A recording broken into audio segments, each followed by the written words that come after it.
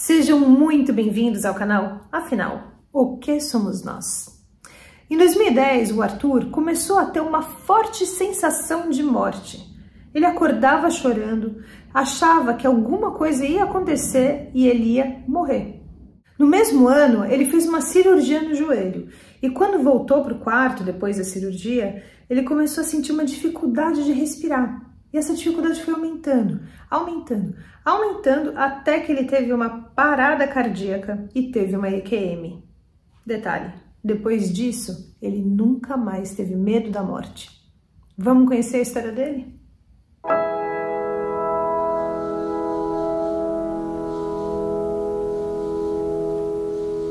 Boa noite, Arthur. Muito obrigado por você aceitar compartilhar conosco do canal Afinal O que Somos Nós, a sua experiência de quase morte e outras histórias. Peço, por favor, que você se apresente e nos conte tudo. Muito obrigado desde já. Boa noite, Carlos. Meu nome é Arthur Nagel Heinz. Eu sou assessor jurídico e político. Moro na cidade de Santa Maria, no Rio Grande do Sul. Tenho 42 anos. E sou gaúcho e acompanho o trabalho de vocês e agradeço a oportunidade de poder também fazer o relato da minha experiência, da minha EQM. A minha experiência ela aconteceu no ano de 2010.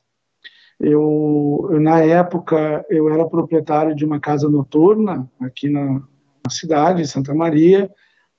Era uma das casas mais frequentadas, a gente tinha um certo sucesso. E as coisas, dá para se dizer, estavam tudo encaminhado, tudo dando certo, assim, na minha vida. A gente que trabalha com a noite acaba muitas vezes trocando os horários, né, o fuso horário, trabalha de noite, dorme mais de dia, e de um certo momento, na época, a minha ex-esposa, na época a mãe do meu filho, que me acompanhava, morava comigo, ela estava grávida de 6 meses. Nós morávamos juntos. Então eu trabalhava, voltava para casa e nos momentos que eu estava em casa, eu comecei a ter uma sensação muito forte, era uma sensação de morte. Eu acordava chorando durante a noite, isso foi em 2010, no ano de 2010, eu tinha então 30 anos. E eu acordava chorando, durante os dias que eu ficava em casa, eu tinha essa sensação presente muito forte de que eu ia morrer. Eu tinha uma certeza absoluta de que eu iria morrer. Ela, preocupada, disse, tu está dormindo mal, tu se alimenta às vezes mal, vai no médico, né? Vamos procurar um médico para te fazer os exames e quem sabe assim tu te sentir melhor. Procurei um cardiologista, procurei vários médicos, fiz vários exames e não constatou nada. Eu estava acima do peso, até o médico brincou na época que eu estava uma picanha. Eu estava gordo por fora, mas estava saudável por dentro. Que era mais me cuidar mesmo, sair do sedentarismo e procurar fazer esportes, enfim. Mas eu não consegui ter a tranquilidade de que estava tudo bem. Eu tinha comigo uma sensação presente de que algo ia acontecer e que eu iria morrer. A minha cirurgia, eu fui atleta de handebol muito tempo, e eu tive um problema no joelho, de ligamento e menisco, e quando entrei na faculdade, eu comecei a parar de jogar e deixei de lado esse problema. Só que esse problema foi se agravando durante o tempo, e o meu joelho já não firmava mais, eu já não tinha uma firmeza absoluta de marcha, ou de movimento, então aquilo começou a me incomodar. E eu, nesses exames, nesses médicos que eu procurei, eu acabei marcando a minha cirurgia do joelho. Essa cirurgia foi marcada para o dia 10 de maio do ano de 2010. E no domingo, dia 9, foi dia das mães.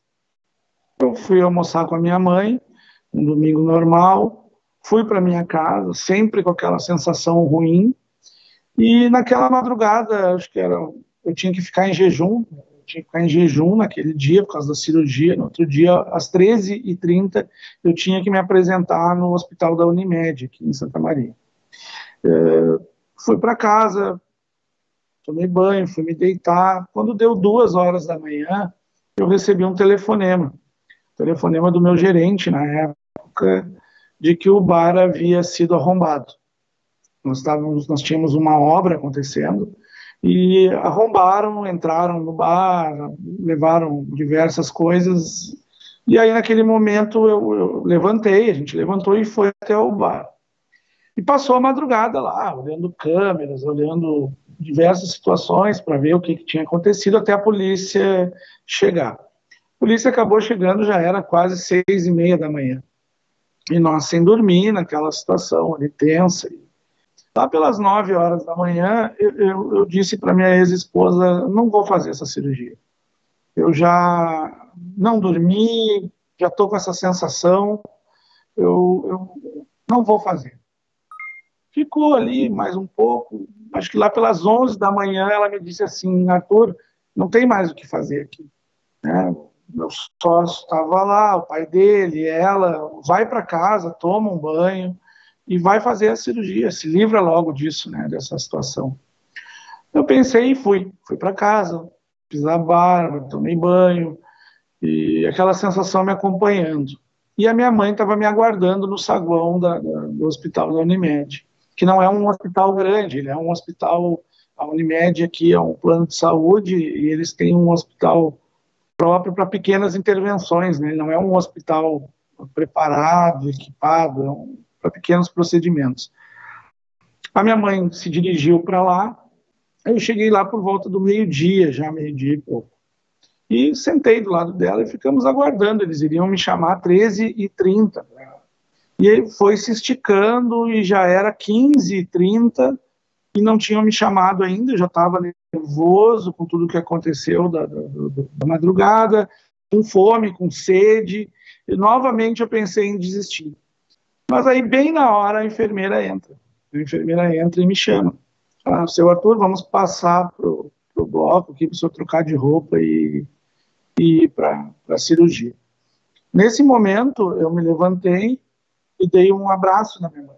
Abracei a minha mãe e naquele momento a sensação que eu recordo aquelas, eu não sei se é estalactite, qual é que é o nome, aquelas pontas de gelo que tem, né, parece que fincaram no meu pé assim uma coisa daquelas gelada e me subiu uma sensação fria de gelo mesmo, assim. Eu fiquei gelado e os meus olhos encheram de lágrimas.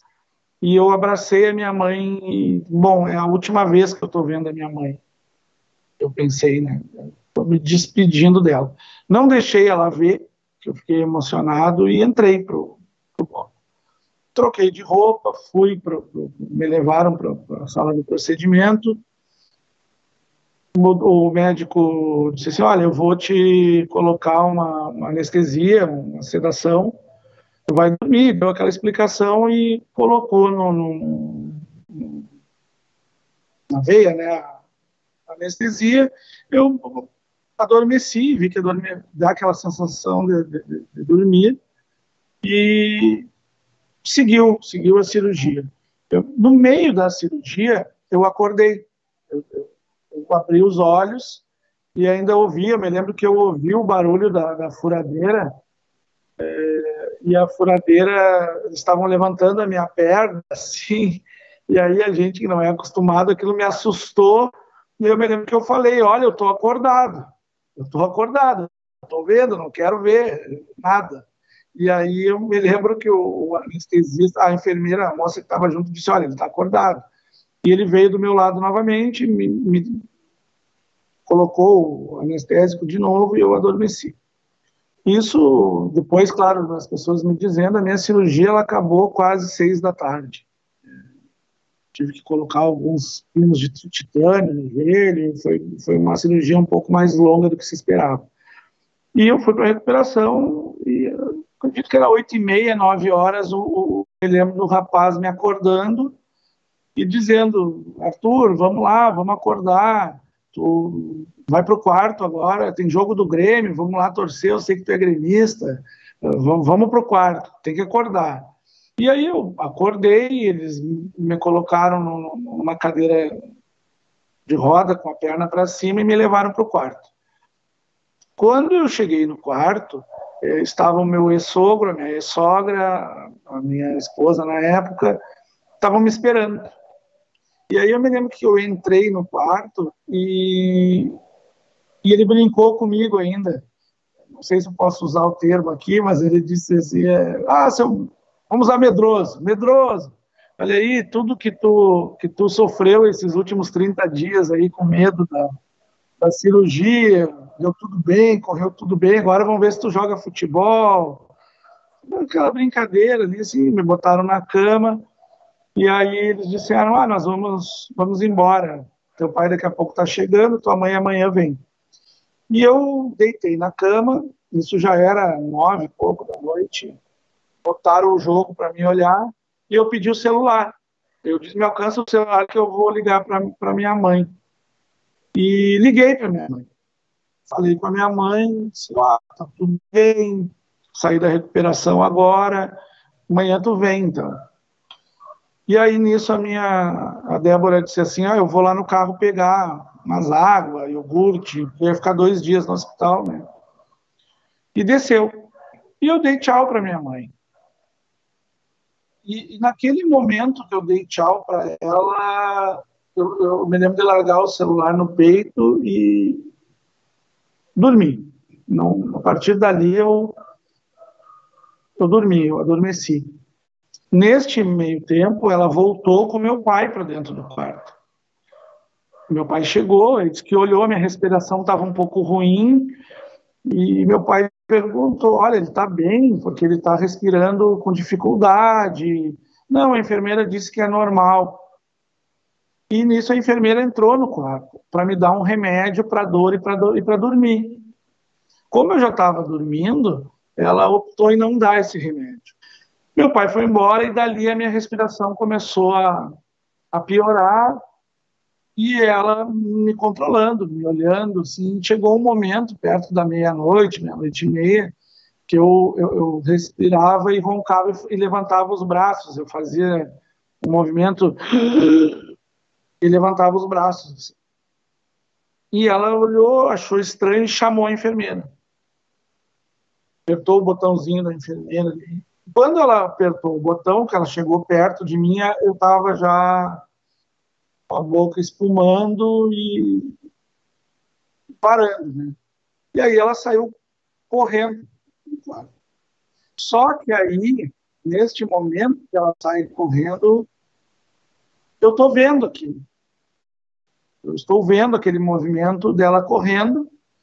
Ela saiu correndo do lado direito pela porta e eu acompanhei ela correndo. Todo o movimento dela correndo no corredor, eu acompanhei. E aí eu me lembro que eu pensei assim, eu digo, o que essa guria está correndo? Tu está grávida de 6 meses correndo desse jeito. Mas não tinha parede. Existia uma parede no quarto, mas eu vi ela correndo toda a extensão da parede como se não houvesse parede. E aí aquelas pessoas entraram correndo e começaram um aparelho de choque e o médico, eu me lembro que ele fazia um movimento assim no peito, mas eu até aquele momento, eu estou olhando como espectador aquilo, eu não estou percebendo que era eu. E eu não tenho também aqueles... Eu estou olhando, estou assistindo tudo que está acontecendo. E aí eu olho mais com atenção para ver aquele choque, aquilo que o médico está fazendo, e vejo que sou eu. Naquele momento eu tenho a percepção de que aquela pessoa sou eu. E aí é como se um aspirador, assim, puxa, né? Puxou dali, eu saí dali. Naquele momento. Apareci num segundo lugar. Esse segundo lugar, até eu havia prometido para te fazer um desenho, acabei esquecendo, lembrei agora. Esse lugar, ele era laranja, amarelo, é como um entardecer, assim, aquele pôr do sol bonito, sabe, que é bem colorido, forte, assim, laranja e amarelo, mas não tinha o sol, não havia percepção de sol, era um local todo daquela cor. Tinha uma montanha, como se fosse uma montanha de pedra, que nem de desenho animado, assim, era montanha, e aí um espaço onde as pessoas saem, entram da caverna, assim, digamos assim. E tinha duas pessoas conversando comigo, uma terceira pessoa ao meu lado, que estava como mediando, e eu não tenho quem era, porque elas estavam como se fosse pintado a canetinha, assim, sombreado.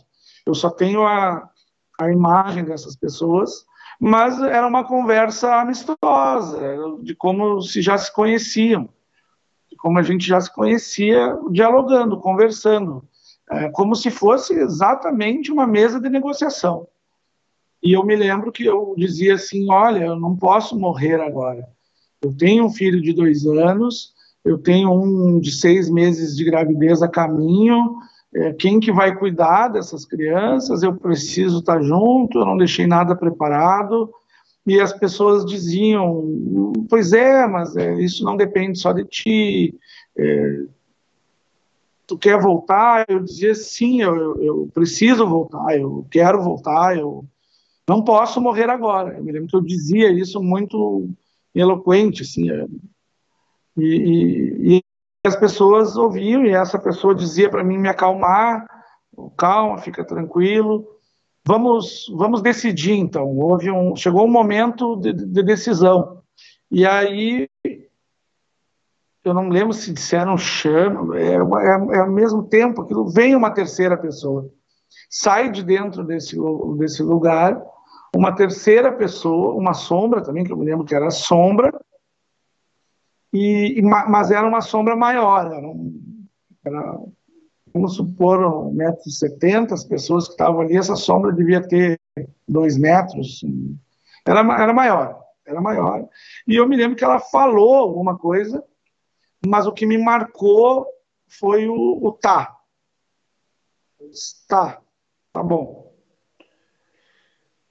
E dali eu já passei por uma luz amarela em movimento, solavanco, e aí eu abro os olhos e aí a janela da ambulância ela estava aberta e eu deitado nos aparelhos. Eu me lembro que eu olhei pela janela e vi um prédio que é conhecido aqui, um centro médico que é na rua Duque de Caxias, e eu olhei e tive estou vivo.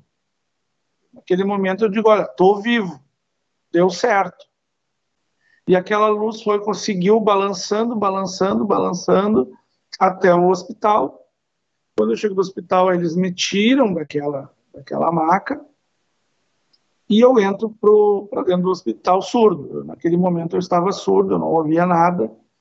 E eu me lembro que o meu pai chegou do meu lado, assim, para subir, porque eles estavam me levando para fazer exames e para UTI neurológica, porque não sabiam se eu tinha ficado com alguma sequela ou não pelo tempo que eu fiquei sem respirar, né? O meu pulmão, ele colabou.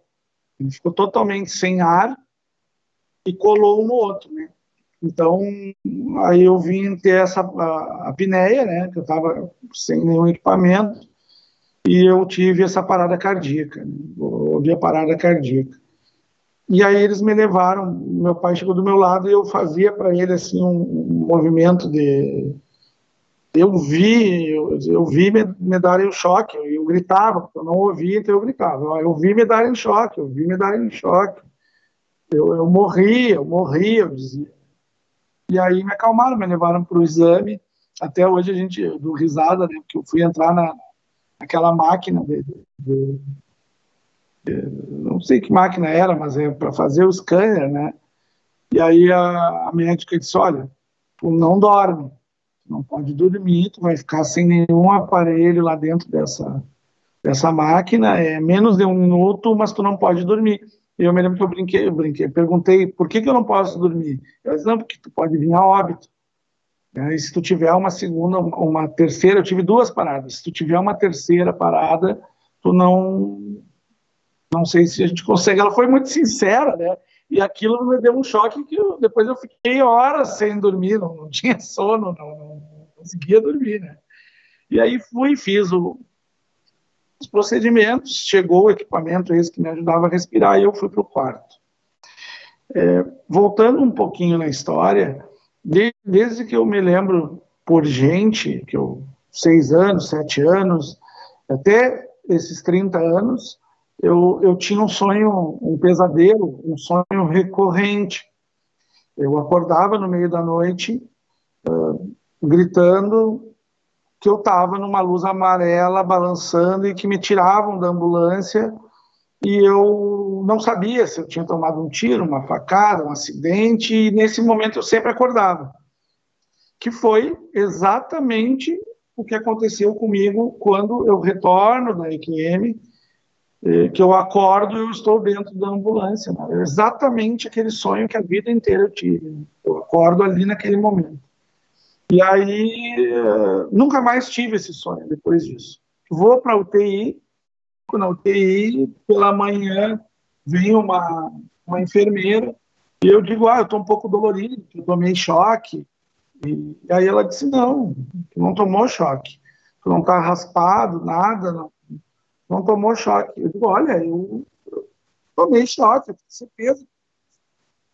E ela ainda disse, não, isso aí tu sonhou, uma coisa assim. E aí naquele momento criou uma dúvida em mim também. Será que tudo que eu vi, que eu falei é sonho? Porque se eu não tomei choque, então não existe essa imagem de eu ter visto, eu ter tomado choque, né? E fiquei com aquela dúvida. Ela foi embora. No outro dia, no plantão, ela voltou e mexeu comigo, Arthur, tem que ter pedido desculpa. Eu olhei teu prontuário lá, olhei as tuas coisas e tu tomou choque. Foi tão rápido e tal, tu tomou um choque. Ali eu fiquei 19 dias na UTI, depois mais 60 no quarto, mas eu tinha essa experiência, isso que aconteceu em um momento. Ela ficou esquecida, era muito claro o que tinha acontecido, né? E aquela sensação, né, da morte, a sensação, eu sempre digo, hoje se eu sinto aquilo, eu sei reconhecer plenamente, né? Eu queria reconhecer essa sensação. Então foi isso que aconteceu comigo naquela noite, no procedimento cirúrgico, né, que eu fiz. Você disse que você se lembra de um tá sendo falado. Foi falado por quem? Por essa terceira sombra que entra no meio da discussão, no meio daquela conversa, se vou, se fico, que eu dizia que não poderia morrer, e esse terceiro ser, essa terceira pessoa, ela aparece e autoriza, como se ela tivesse autorizado. Essa terceira pessoa era acima dos outros dois, então? Sim. Ela teve o poder de decisão de me liberar para voltar. E foi chamada por esses dois? Assim, não houve uma boca falando chama fulano, chama ciclano, simplesmente quando eles disseram assim, vamos ver, apareceu essa terceira pessoa. Ela veio de onde? É como se ela tivesse saído de dentro dessa caverna, desse lugar que a gente estava. Ela veio por trás das outras pessoas. Você pode me descrever em mais detalhes esse lugar onde você apareceu? Eu sei que tinha uma montanha, era alaranjado e amarelado. E tinha uma caverna. Essa caverna estava na base dessa montanha, no alto. Qual o significado que você entendeu ter essa caverna? Naquele momento eu não pensei muito nisso. Eu observei o lugar muito grande, tudo era laranja e amarelo, assim, tudo amarelado, laranja na minha volta. Eu sabia que eu estava enxergando aquilo e que tinha uma presença do meu lado, mas eu não sabia se eu estava em pé, flutuando, sentado, mas eu estava em frente a essa montanha, esse lugar rochoso, que aí tem exatamente assim como tem nos desenhos, assim, que fica aquela parte assim que as pessoas caminham e vêm até a ponta. E ali tinham dois seres, duas pessoas, e essa terceira veio detrás, ela veio detrás dali, né, nesse lugar. Mas eu não estava no mesmo lugar que elas ali. Essa caverna estava atrás dessas duas pessoas, então? Não aparecia o fundo dela. Era só dava para ver que que vinham dali, que veio dali essa pessoa, né, esse ser. Você disse que parecia uma sombra as pessoas, como se fosse uma silhueta, é isso? Isso. Não vi o rosto. E você entendeu que isso era desse jeito para que você não as reconhecesse, ou você sentia haver uma outra razão para você só estar vendo silhueta? Quando eu retornei, que eu fiquei tentando montar os detalhes de novo, veio na minha mente que poderia ser o meu bisavô e a minha bisavó, que eu era muito ligado a eles. Mas eu não sei se isso foi da minha cabeça depois ou se foi realmente. O que eu sabia é que eram pessoas conhecidas. Eu acho que eu vi essas pessoas. Eu acho que naquele momento lá, eu vi essas pessoas, eu sabia quem era, mas por algum motivo isso me foi bloqueado, foi apagado. A minha lembrança que veio depois é a silhueta, é a sombra das pessoas. Não.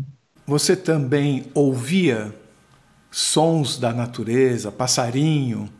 Nada. Silêncio absoluto. A conversa era toda mental? Não me lembro de ver boca, nada. E porque eu não tinha. Parecia que eu estava olhando um filme numa tela gigante, assim, só os meus olhos, né? A percepção que se tinha é que eu estava ali como presença, só o olho, assim, vendo aquilo acontecer. E você sentia leveza? Sim, não tinha peso, não tinha.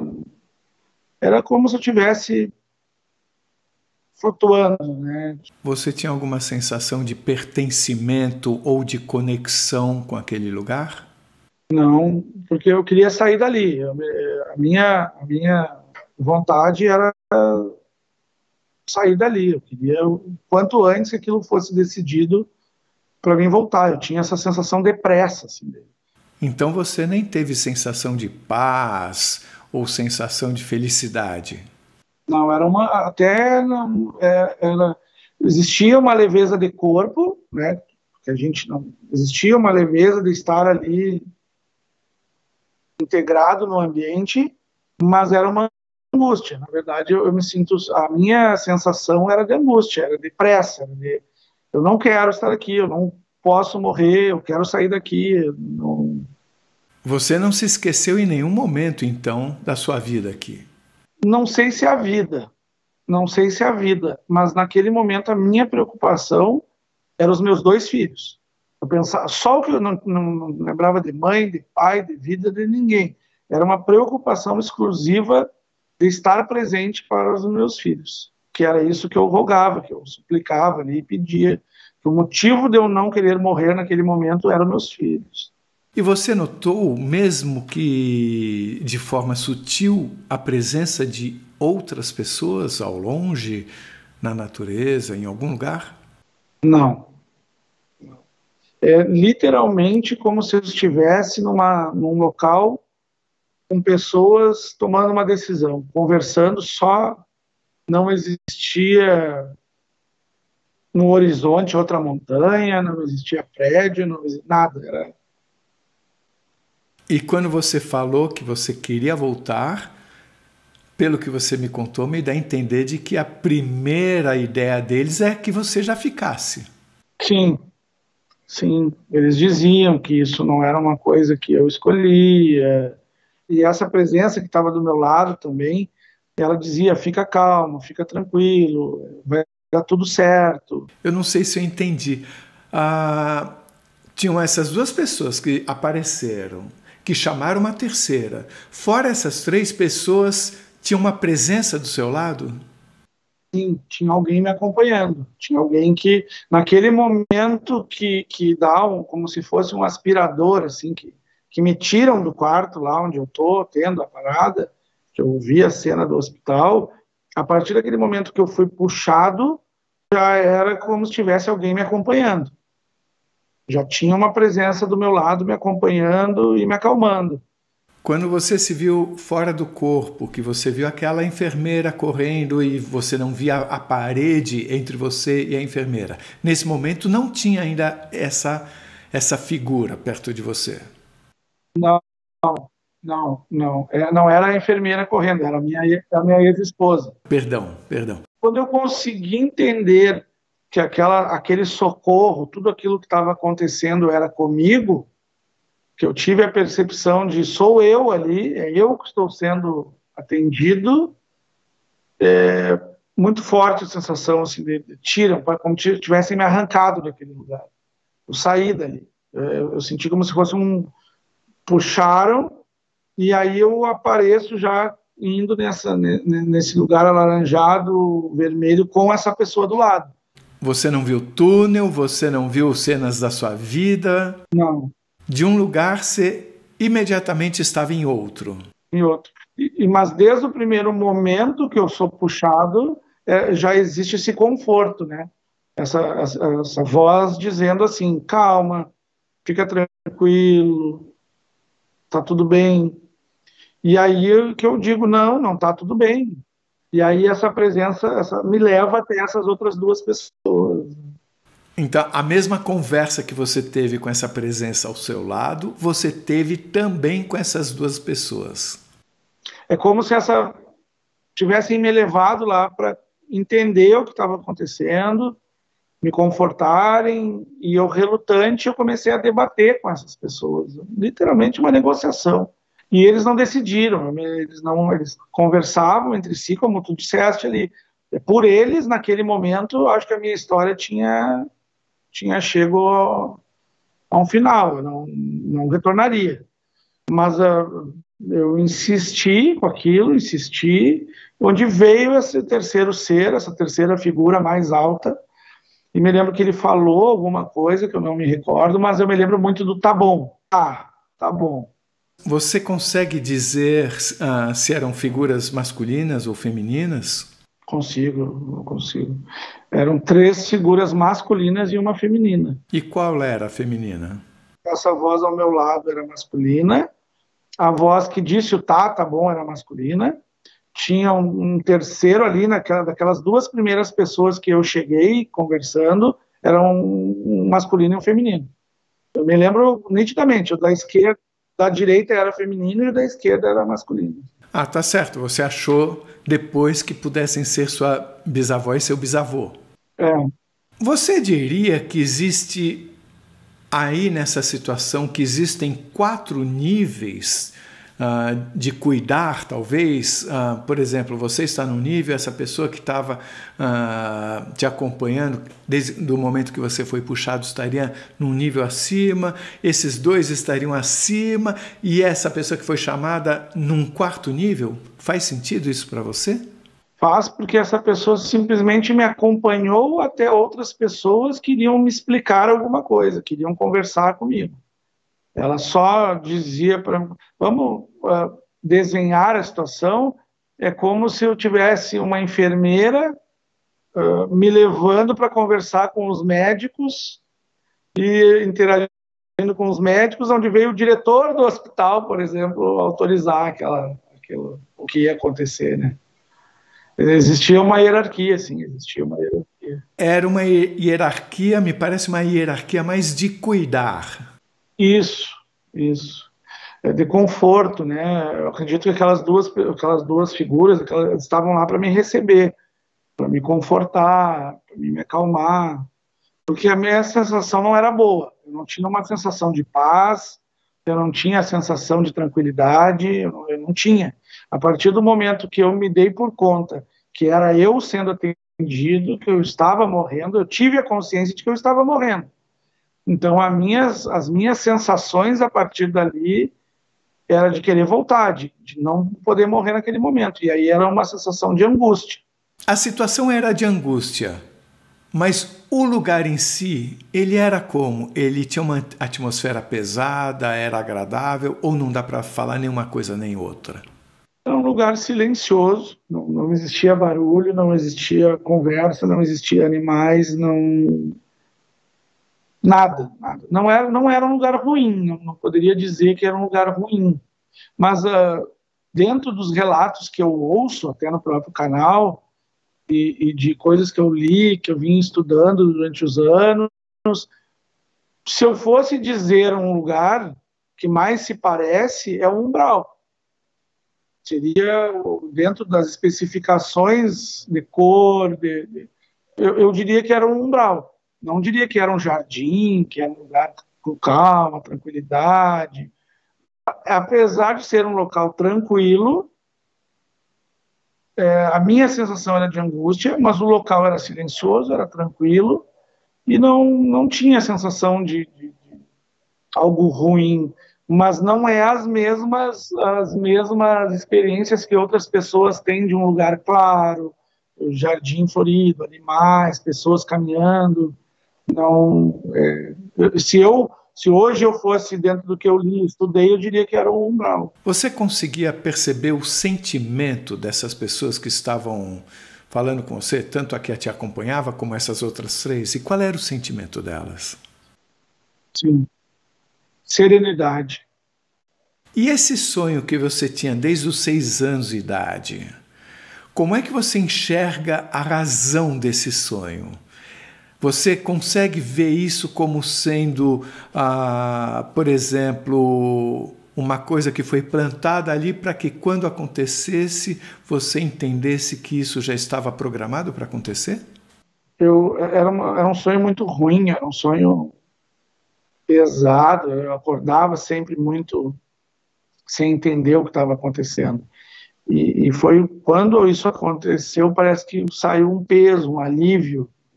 Possivelmente isso veio programado, né, Carlos? Porque não tem uma outra explicação de não haver uma programação. Me explique como você entende nós estarmos aqui. Eu acho existe algo maior, existe algo que rege a nossa permanência aqui, a nossa estadia aqui no planeta. Eu acho que nós estamos separados por dimensões.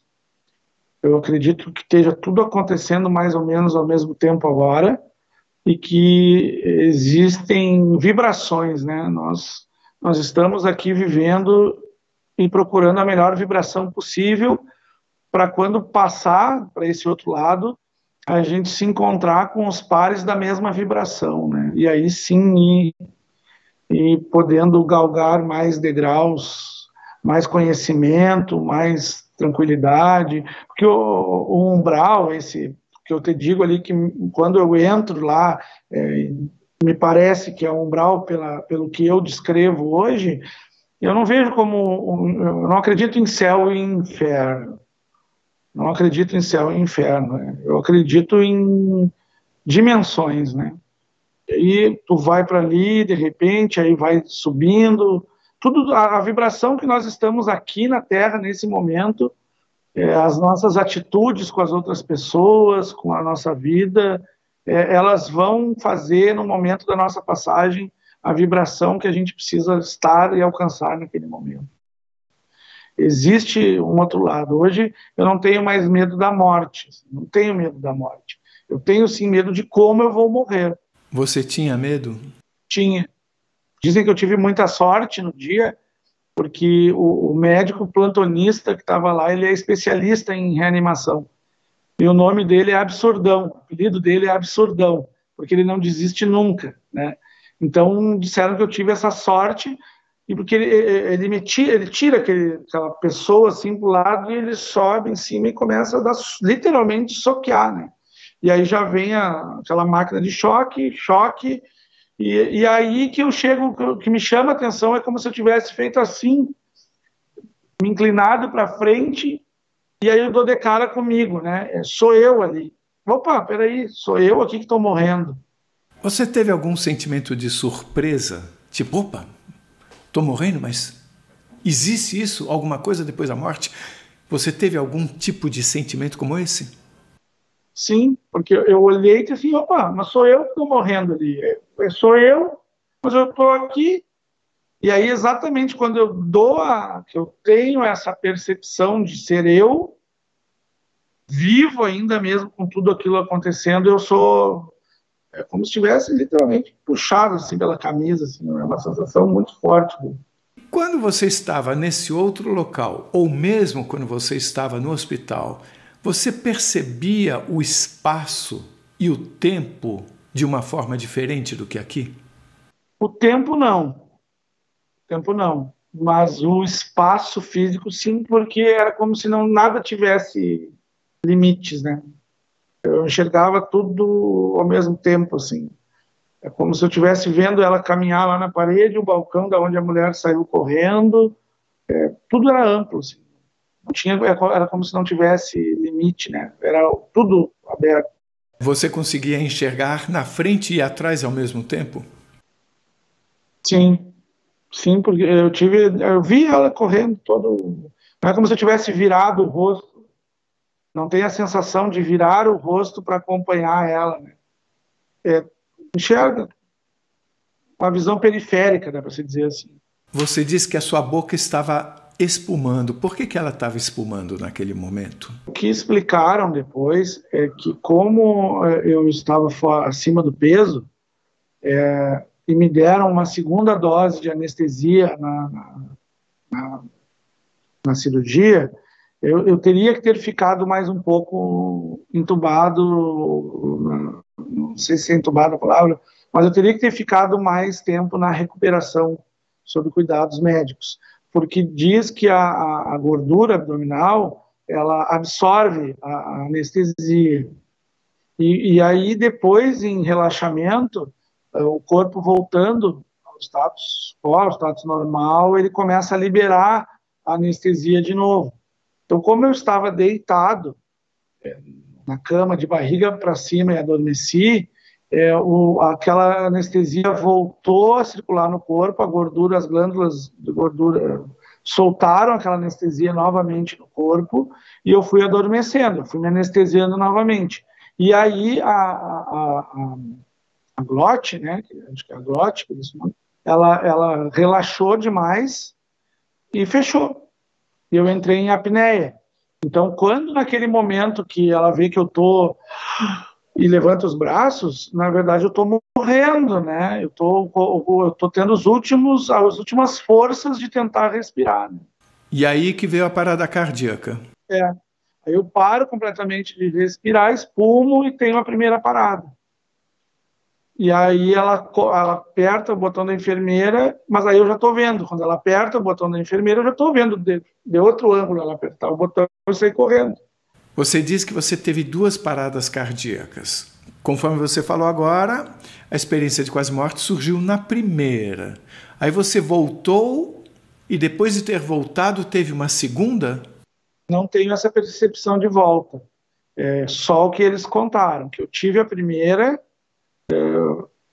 voltei e logo ali, quando eles estão me retirando do quarto, eu tive a segunda. Que aí eles me dão um choque de novo e me levam para a ambulância. Para mim é uma só. Para mim eu tive uma experiência só. Esse momento que o coração volta e depois para de novo, eu não tive essa volta. A minha mente, no caso, meu subconsciente, a minha alma, ou seja, acho que ela não participou ali, não tive essa experiência de voltar e sair de novo. Né? Eu já estava fora enquanto aconteceu tudo isso. Né? Você sente por algum motivo que essa experiência de quase morte possa ter sido causada em você, para que você entendesse alguma coisa? Eu sempre acreditei muito que existia algo maior, né? Não em religião, eu não sou uma pessoa religiosa. E eu acredito muito no algo mais, mas eu não. E nem essa experiência me traz alguma coisa de religiosidade. Assim, não. Ela me traz que existe algo que nós estamos aqui de passagem, que nós vamos para lá.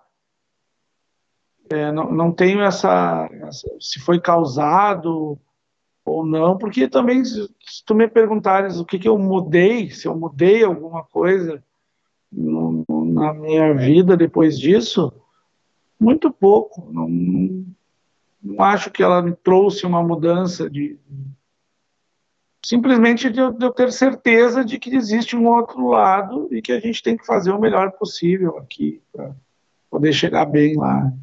E não uma lição. Se tem uma lição disso tudo, é de que a gente tem que deixar as coisas mais prontas possíveis, se é que pode se dizer assim. Não deixar para amanhã as coisas.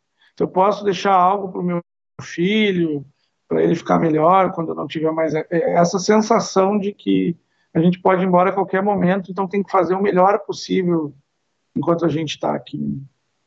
Fazer o melhor possível, você falou agora em termos materiais, mas e em termos de percepção de existência? O que é fazer o melhor possível? Na verdade, eu falei em termos materiais, mas também o material acaba nos possibilitando ajudar outras pessoas, né? Eu hoje tenho trabalhos sociais, claro que também por causa da política, né? Mas eu, mesmo que não tivesse essa parte política, eu sou uma pessoa que eu ajudo muito. Eu faço eventos sociais, eu ajudo famílias, eu procuro levar alguma coisa para os outros, né? Deixar um legado, que eu sempre digo. A gente está aqui para deixar um legado. Todos nós vamos passar por essa experiência de conhecer o que está além da vida. De que forma você resume, que palavras você escolheria para dizer para todos nós o que está além da vida? A vida. A vida. Além da vida aqui, a vida segue lá. A vida. A vida segue. De outra forma, de outro lado, mas a vida segue. A vida... E quando tu diz ali que nós vamos conhecer o outro lado, eu acho que nós só momentaneamente esquecemos esse lado. Eu acho que nós já viemos de lá, nós voltamos para lá. Eu acho que é nos dado a oportunidade de experienciar aqui, depois a vida lá, né? A vida segue lá. Se você gostou, por favor, se inscreva no nosso canal. Dê likes, faça comentários, compartilhe com seus amigos. Toca o sininho que você sempre fica sabendo assim que chega vídeo novo, saído do forno. E se você tem alguma dúvida ou passou por uma EQM e gostaria de compartilhar a sua história com o mundo, por favor, nos escreva. O nosso e-mail é afinal-o-que-somos-nós@gmail.com. Essa é uma nova fronteira do conhecimento humano.